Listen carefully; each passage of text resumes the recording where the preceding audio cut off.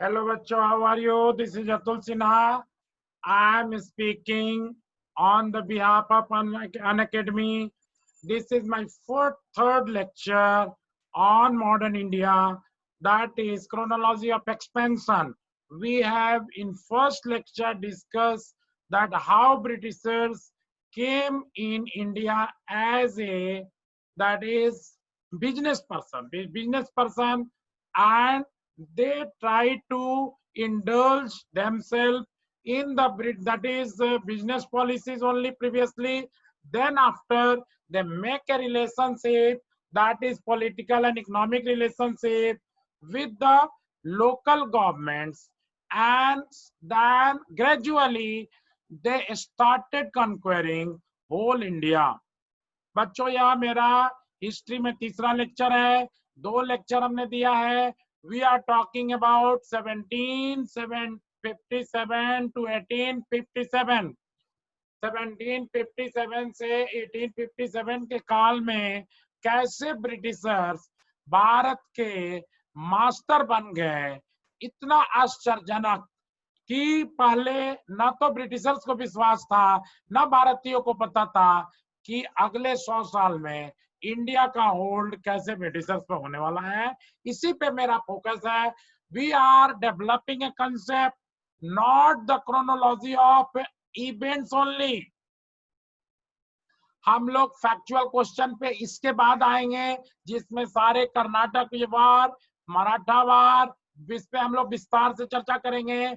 But this third lecture is meant for the expensive policy of the Britishers. Atul Sinha, मैं आपको YouTube के channel पे पूरा जीएस का कमिटमेंट किया हूं, जिसमें मैं थर्ड लेक्चर हिस्ट्री में लेके आया हूं।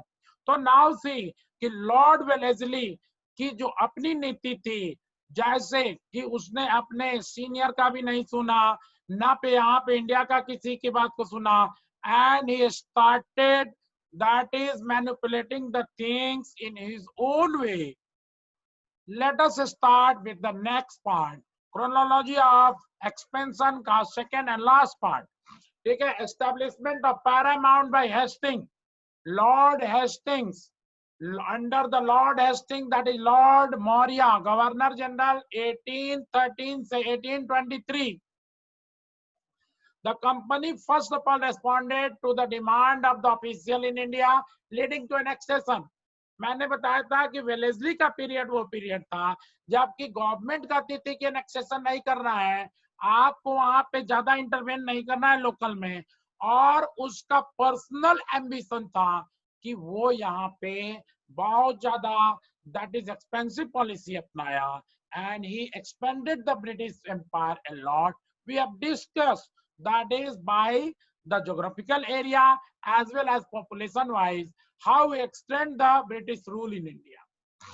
Okay, now Lord Hastings में that is मैं बता रहा हूँ कि अब गवर्नमेंट ने भी थोड़ा ध्यान दिया, ब्रिटिश गवर्नमेंट ने भी कहा कि yes that is annexation policy should be there, होना चाहिए. तो under Lord Hastings first of all Nepal war 1815 से 1816 मेजर वार हुआ, Pindari War 1817 to 1819, and then third Maratha War 1817 to 1818. ये सब वार से क्या पता चलता है कि लॉर्ड हेस्टिंग यहाँ पे ब्रिटिश गवर्नमेंट को और ज्यादा एक्सपेंड करना, पैरामाउंट बनाना, सर्वोच्च बनाने के प्रयास में था. Hastings official policy became paramountcy. Paramountcy का मतलब सर्वोच्च शक्तिमान बनाना, ये पहली बार पॉलिसी आई इसमें. The company's authority as a paramount power superseded that of the Indian ruler. Indian ruler को सुपरसीड करके और कंपनी की ऑथोरिटी अब ऊपर आ गई पहली बार. पहले तो वह इंडियन रूलर को मैंने पहले भी लाइन में भी बोला है कि इंडियन रूलर को वो मानते थे, सोवेरेनिटी मानते थे. अब इन्होंने इनकार कर दिया लॉर्ड हेस्टिंग के पीरियड में. Lord Hastings is a very very that is disputed person. उसका कैरेक्टर बहुत ही ज्यादा मतलब विवाद से भरा रहा है. उस पर इम्पीचमेंट भी चला है, 9 ईयर इम्पीचमेंट चला, और उसको सभी दैट इज उस पे जो आरोप थे उससे उसको बरी कर दिया गवर्नमेंट ने, ठीक है ना। बहुत say that is big that is orator थे उनके खिलाफ बोलने वाले, लेकिन गवर्नमेंट ने उनकी नहीं सुनी। गवर्नमेंट ने कहा कि नहीं, दैट इज जो हेस्टिंग है एक्चुअली इंडिया में ब्रिटिश राज को ही एक्सटेंड करना था। In some treaty the company interested its right to intervene in the state under that is specified condition, है ना। उन्होंने ट्रीटी किया था लोकल गवर्नमेंट से, तो कहते थे कि हाँ हमारा राइट है कि हम आप में इंटरवेन करें, तो कुछ जगहों पे तो उस राइट का हवाला दे के वो इंटरवेन करते थे। इवन विदाउट सच ट्रीटी प्रोविजंस और इन सब instances in the direct violation of them, the company intervened to dispose or set aside a ruler wherever the company felt justified. Many a time it happened कि government का किसी local के साथ वैसी treaty नहीं भी थी, बावजूद इसके उन्होंने क्या किया कि कहा कि नहीं यह हमारी पॉलिसी है तो हम इसको करेंगे, दैट इज हम एनेक्स करेंगे और हम उसमें कोई इंटरवेंशन दैट इज बिना किसी ट्रीटी के भी हमारे इंटरेस्ट में है तो हम करेंगे। This was the policy of the Britishers under Warren Hastings. Eastward expansion and stabilization में देखो बेटा कि company shot a stable frontier in the north east and bay of Bengal. Eastern littoral में उन्होंने एक सोचा कि एक फ्रंटियर बनाए, तो लॉर्ड एमरेस्ट है, उसके बाद आया Lord एमरेस्ट 1823 to 1828 supervised the company first Burma war was fought between 1824 to 1828। I have told you already कि हम लोग कंसेप्ट बिल्डिंग का है क्लास, बस दिस वाज द एंड। उसके बाद 1857 का पीरियड आ जाएगा, 58 का 1857 रिवोल्ट आ जाएगा, तो इसके बीच के बाद हम लोग फैक्चुअल क्वेश्चन देखेंगे। अभी आप सिर्फ और सिर्फ कंसेप्ट बनाइए कि how the company has conquered India, how the government that is India which was the fraction divided in different fractions after the that is decline of Mughal, वो एक यूनिट में बंध के और 3/4 of the part पे how the Britishers became master in 100 years. This resulted in extensive annexation in northeast। North east में वो अपना एक बेस बनाना चाहते थे, फ्रंटियर बनाना चाहते थे, तो अब उन्होंने एनेक्सेशन शुरू किया और उधर एक्सटेंसिव एनेक्सेशन का प्रोग्राम चलाया। Most notably the Assam, Nagaland, Burma, है ना। वर्मा में अराकान और तेनासी रामिन, है ना। अराकान एक जगह पे है और तेनास सरीम एक इलाका है, उस पे उन्होंने कब्जा किया बर्मा में। Burma was the British India part था जो 1937 में फिर अलग हुआ है। We will discuss a little later. Governor general William Bentinck, then came William Bentinck 1828 से 1835। सबसे मेजर इवेंट बच्चों जो कोई नहीं बताता तुमको कि he fought no war. Bentinck के पीरियड में कोई लड़ाई नहीं हुई है, बट ही एनेक्स और threaten to annex several state because of action of their rulers. जो रूलर के एक्शन उसको पसंद नहीं आता था तो उसने थ्रेटनिंग किया था कि हम एनेक्स कर लेंगे। इन 1830 he annexed Kachar in northeast because the ruler lacked higher whom the company recognized। बिना लड़ाई के उसने जीत लिया। In Mysore in 1831 Bentinck set aside the ruler and placed the administrator in British hand। Ruler remained nominal sovereign। 1831 में उसने मैसूर में company का administrator प्रशासक नियुक्त किया और वहां के रूलर को एक मामूली रूलर बना दिया। This dynasty return to power 50 years later in 1881। 1831 में जो मैसूर को विलियम बेंटिक ने अपने अधीन ब्रिटिश सरकार के अधीन कर लिया था, ब्रिटिश मतलब कंपनी के अधीन कर लिया था। As a matter of fact Due to reversal of the British policy, it was again given to ruler in 1881. This is very very important question बेटा, पूछा जाएगा। अगर आपके एनडीए, सीडीएस, सीएपीएफ, आईएएस में कहीं पे भी क्वेश्चन आता है कि कौन सा ऐसा ज्योग्राफिकल एरिया था, कौन सा ऐसा दैट इज डायनेस्टी था जिसको 50 साल तक ब्रिटिशर्स अपने हाथ में रखने के बाद फिर वापस उनको दे दिए due to their policy change, policy shift, तो इट वाज मैसूर। मैसूर को 1831 में विलियम बेंटिक ने एक तरफ से रूलर को सेट साइड का मतलब एक तरफ रख देना, एक तरफ कर देना, और उसके बाद ब्रिटिश हैंड में लिया था। फिर जब 1881 में उसकी पॉलिसी चेंज हुई वहां की, तो उन्होंने फिर वापस उसको दैट इज वहां के किंग को दे दिया। Okay, Bentinck justified the company's annexation of Coorg in 1834 on the ground of misgovernance. अलग अलग तरीका ये लोग अपनाते थे, है ना। कुर्ग को 1834 में जीत लिया विलियम बेंटिक ने। इट इज द 1834 में, और कहा कि मिस गवर्नेंस है, रूल अच्छा नहीं है, इसलिए हमने जीत लिया।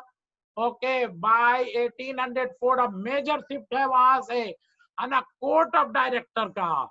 अभी तक मैंने बोला था कि ब्रिटिश जो ईस्ट इंडिया कंपनी थी वो इंटरवेंशन के पक्ष में नहीं थी, वो चाहती थी कि युद्ध न हो, इंटरवेंशन न हो, यहाँ के रूलर को रूल करने दिया जाए। But by 1804 the court of directors reverts its former role and supported an aggressive policy towards the Indian states. Major shift. 1804 में बेटा ब्रिटिश जो कोर्ट ऑफ डायरेक्टर्स थी जो कंपनी की, उसने कहा कि नहीं, अब इंडिया में हम पहले की पॉलिसी को नहीं अपना रहे हैं, अब हम एग्रेसिव आक्रामक रुख अपनाएंगे। 1841 में the director authorize the governor to abandon the caution in annexation state या एनेक्सिंग स्टेट, है ना। 1804 में तो कोर्ट ऑफ डायरेक्टर ने कहा कि नहीं, अब हम एग्रेसिव पॉलिसी अपनाएंगे।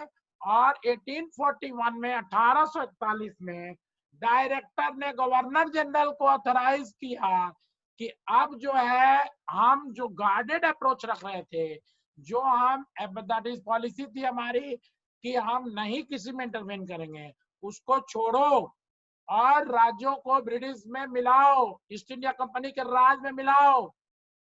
गवर्नमेंट तो आई है, दैट इज वायसराय का काल आया है 1858 से। Director advise and even more aggressive policy than its servant in India felt justified. यहाँ की जो कंपनी के ऑफिसर्स थे, मैंने बोला था कि वहां जाके माहौल बनाते थे ब्रिटिश पब्लिक में और कहते थे कि आप एग्रेसिव पॉलिसी अपनाने दो, क्योंकि हमारा हित नहीं हो रहा है, कंपनी का बिजनेस घाटे में जा रहा है। वहां के लोग नहीं मानते थे। लेकिन अब जाके डायरेक्टर्स ने कंपनी को, यहाँ के एम्प्लॉय को एडवाइस दिया कि नहीं, जो तुम सोच रहे हो उससे ज्यादा आक्रामक हो जाओ। नॉर्थ वेस्टर्न फ्रंटियर प्रोविंस, उत्तर पश्चिम सीमा प्रांत, अब इसमें आ जाइए। यहाँ पे रशिया का डर था ब्रिटिशर्स का। Russia's expansion across the Asia during this period evoked British fear for the safety. रसिया जो थी ईस्ट की साइड बढ़ रही थी, है ना, एशिया की तरफ बढ़ रही थी, जिसके चलते ब्रिटिशर्स को लगा कि कहीं हमारा दैट इज ब्रिटिश भारत ना खतरे में पड़ जाए। British involve in north west of India and Afghanistan came largely as a response to this perceived Russian threat। ठीक है ना। इसके चलते क्या हुआ कि इसके रिस्पॉन्स में, इसके डर में कि रसिया का डर ना हो, रसिया के डर से मतलब रसिया हमारे तरफ ना आ जाए, इन्होंने इंडियन अफगानिस्तान को अपने में मिला लिया।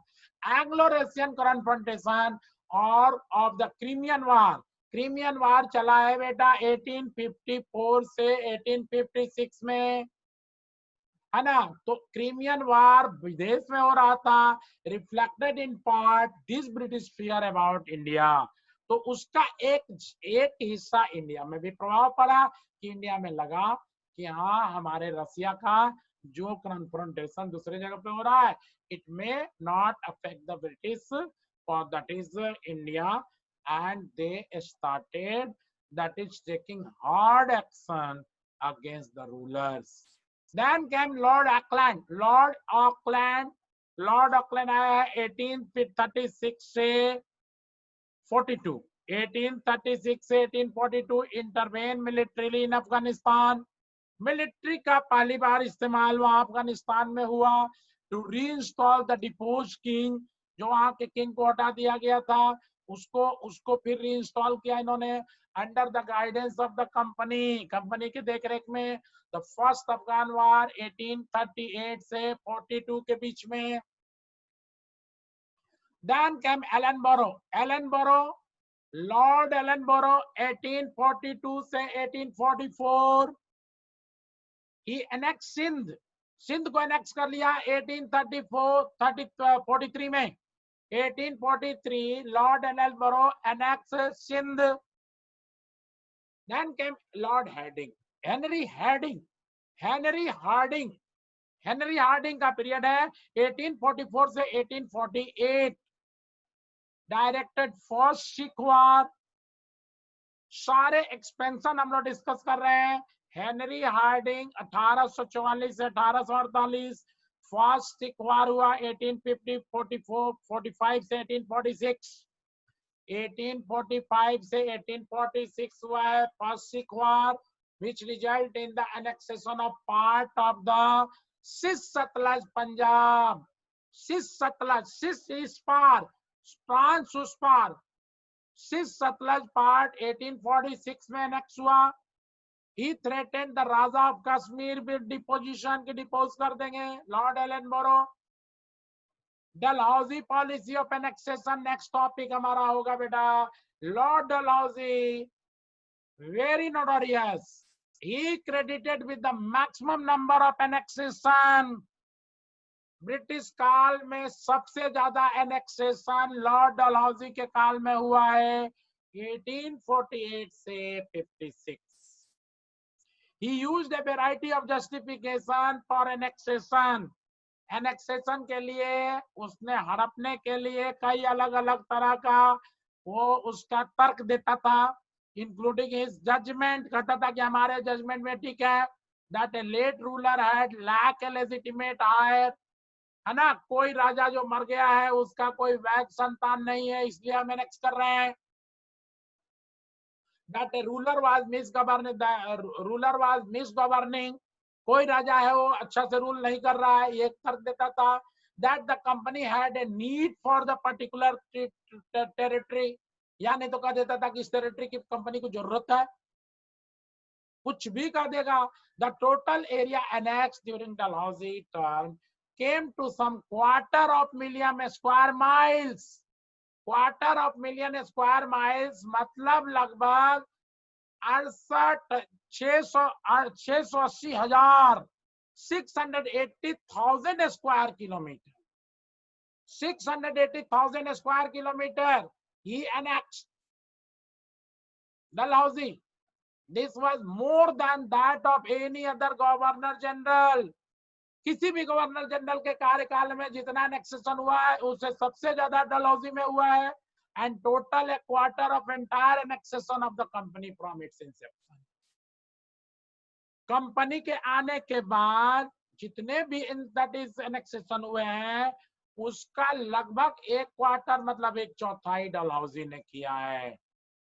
लेकिन इतना क्रूर इतना आक्रामक होने के बावजूद भी कंपनी के डायरेक्शन को भी उसने डिसोबे किया। He refused to annex Hyderabad completely, कहा कि हैदराबाद को कंप्लीट एक्सेशन नहीं करेंगे, और इंटरवेन इन बहावलपुर में भी अब पाकिस्तान का एरिया है, वो इंटरवेन करने से मना कर दिया against the will of directors. बहुत इंपॉर्टेंट पॉइंट है बेटा। देन आ जाओ doctrine of lapse. Doctrine of lapse, the company name itself hire to all the ruler who lacked a male hire whom it recognize। जिसको recognise करते थे है ना उसको दैट इज अगर कोई annexation that is doctrine of lapse में था कि अगर कंपनी किसी को नहीं मानती कि हाँ उसका लीगल हायर नहीं है मतलब कि बाय बर्थ नहीं है, एडॉप्टेड नहीं है, तो उसको हम एनेक्स कर लेंगे। कंपनी नेम्ड इटसेल्फ हायर, अपने आप को हायर बना लेती थी, to all ruler who lack a male heir whom it recognize, या तो उनका वैध संतान नहीं है या नहीं तो अडॉप्टेड है, तो उसको भी मना कर दिया, नहीं माना। एज फॉर एग्जाम्पल ये नेक्स्ट सतारा, सतारा को 1848 बहुत फेमस एनेक्सेशन है, याद रखिए इसको आप। ही एनेक्स नागपुर इन 1853, ही एनेक्स झांसी इन 1854। झांसी की रानी लड़ाई आप लोग देखेंगे आगे चल के। तो ये 3 एनेक्सेशन क्या, he as well as 8 other small states, छोटे छोटे 8 राज्यों को, उनको 3 मेजर को, सतारा 48 1848, नागपुर 1853 और झांसी 1854, उसके अलावा 8 छोटे छोटे राज्यों का एनेक्सेशन किया। दैट इज डलहौजी ने। Okay, following second Sikh war 1848 to 49, he annexed the trans Satluj for Punjab। Sikh Sutlej तो पहले ही कर लिया था, अब 1848 या 49 में जो सेकंड सिख वार हुआ, the war fought between 1848 to 1849, the second Sikh war, famous war। Then after that is Dalhousie also annexed the trans Satluj, Sutlej के उस पार of the Punjab. Following the second Burma war 1852 to 1853, he annexed Pegu, that is Burma का इलाका था पेगू, उसको उसने 1852-53 में second Burma वार के बाद एनेक्स किया। ही एनेक्स अवध, बहुत फेमस था, मिस गवर्नेंस का उसने इल्जाम लगाया। अवध इन 1856 on the ground of miss governance. Miss governance पे क्वेश्चन आता है, यूपीएससी में बार बार आया है कि मिस गवर्नेंस के बेसिस पे कौन से राज्य को उसने नेक्स्ट किया, तो Awadh. Okay, Dalhousie also derecognise the dynasties and stop the pension.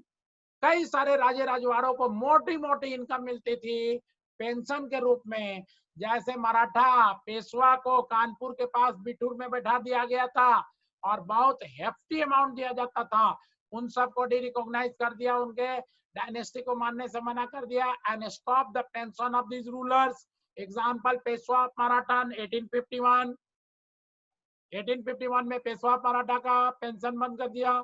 Then he stopped the pension of Nawab of Bengal 1854, Nawab of Karnataka 1855, Raja of Tanjore 1855. Okay, next he also in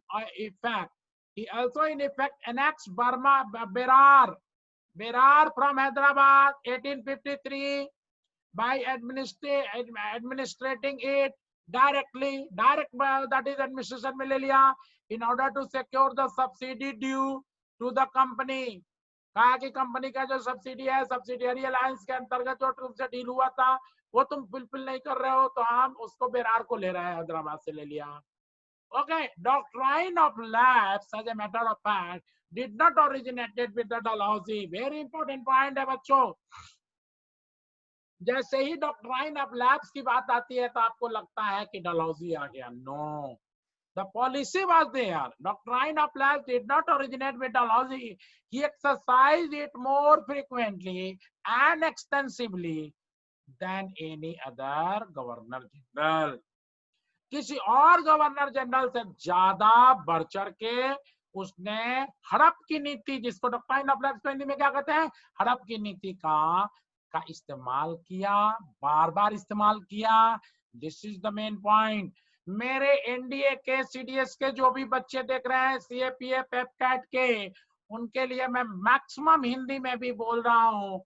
it will not create any problem बच्चों, अगर आप ठीक से इसको देखेंगे तो इसके बाद फैक्चुअल क्वेश्चन आ रहे हैं, बहुत ही बैफलिंग होगा, बहुत ही अच्छा होगा, माइंड ब्लोइंग टॉपिक होंगे। Wow, the freedom struggle we will discuss. इसलिए आप बने रहिए, इस वीडियो को लाइक कीजिए, शेयर कीजिए, स्प्रेड कीजिए। And we are coming in the most discuss part.